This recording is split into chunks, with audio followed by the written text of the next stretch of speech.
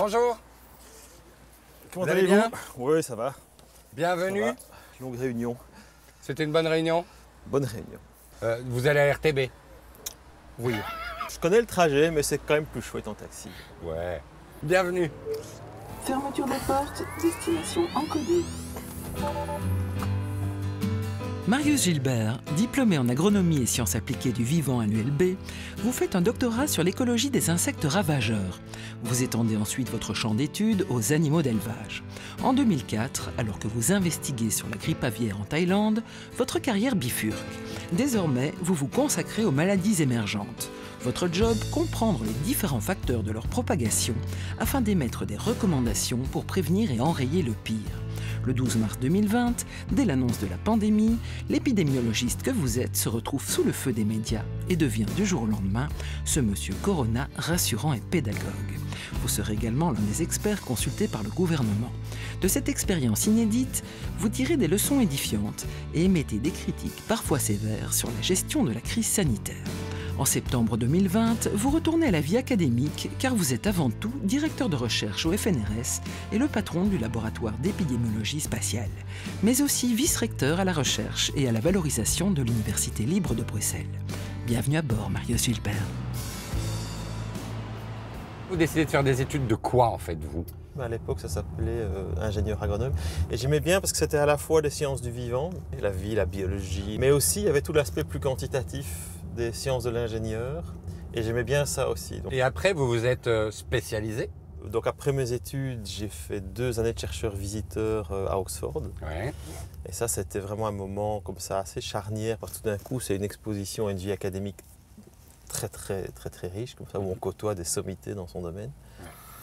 Et après, j'ai fait ma thèse doctorale ici à l'ULB, et c'était en fait sur la manière dont certains insectes ravageurs se propagent géographiquement.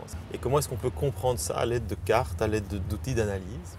À un moment, cette approche comme ça, un peu géographique de la maladie et du risque, mais je me suis mis à l'appliquer aux maladies animales d'abord, en collaborant beaucoup avec la FAO, l'Organisation pour l'alimentation, autour de l'étude d'épidémies de grippe aviaire qui se déroulait en Asie. J'ai beaucoup travaillé avec la Chine, avec des collaborateurs chinois, vietnamiens, en Thaïlande aussi.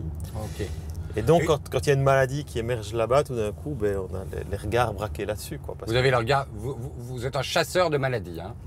Oui, moi et d'autres. Il y a quelques milliers de personnes dans le monde en fait qui font ça. Et vous faites quoi de votre vie, vous, par exemple, en décembre 2019?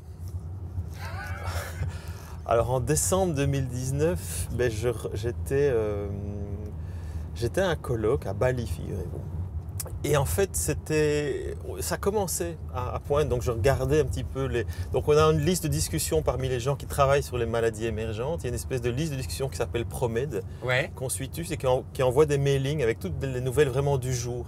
Et la plupart de ces nouvelles... De toutes les choses anormales qui surviennent par-ci par-là. Voilà. Donc parfois, c'est tiens, il y a une mortalité anormale d'une infection pulmonaire quelque part en Inde. Tiens, il y a quelque chose qui se passe. Et tant en santé humaine qu'animale d'ailleurs. Parfois, c'est tiens, il y a 2000 oiseaux qui sont morts à tel endroit. Donc vous avez une newsletter avec ça. Une espèce de newsletter. Ça doit être chouette de recevoir ça tous les jours.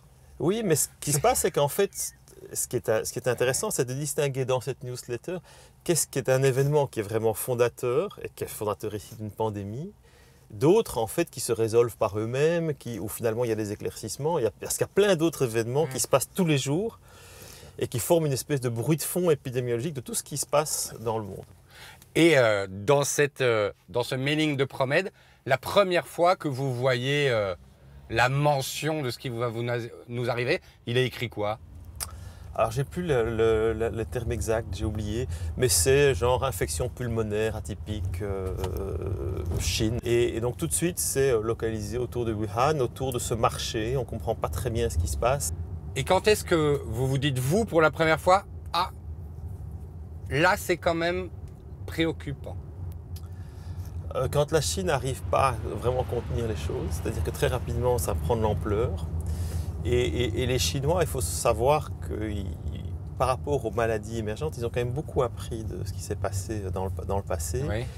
Et ils ont une espèce de capacité de mobilisation. Voilà, c'est un régime un peu autoritaire qui a pas... Et donc, ils ne s'embarrassent pas. Et donc, si eux n'arrivent pas à contrôler comme ça cette expansion de cas, je me dis, oui, ça c'est problématique. Et il y a une information, il faut savoir qu'il y a une information en ce moment-là qui nous manque et qui est vraiment essentielle. C'est le fait qu'il y ait des porteurs asymptomatiques. Donc, le fait qu'il y ait des personnes... on ne le sait pas.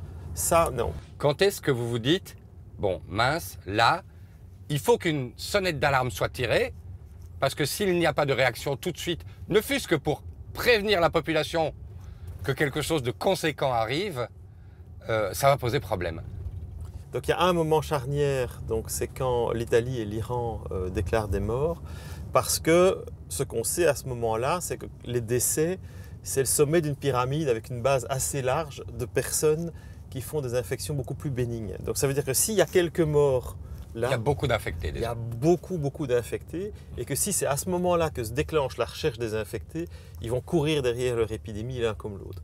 Or, l'Iran, c'est un pays énorme, gigantesque. Alors, il est moins connecté que d'autres, mais c'est un pays considérable. Et puis l'Italie, le nord de l'Italie, c'est une région hyper connectée avec laquelle la Belgique a énormément de liens. Et donc là, au niveau européen, ça veut dire qu'au niveau européen, c'est fini. Ça va arriver. C'est inévitable que ça arrive.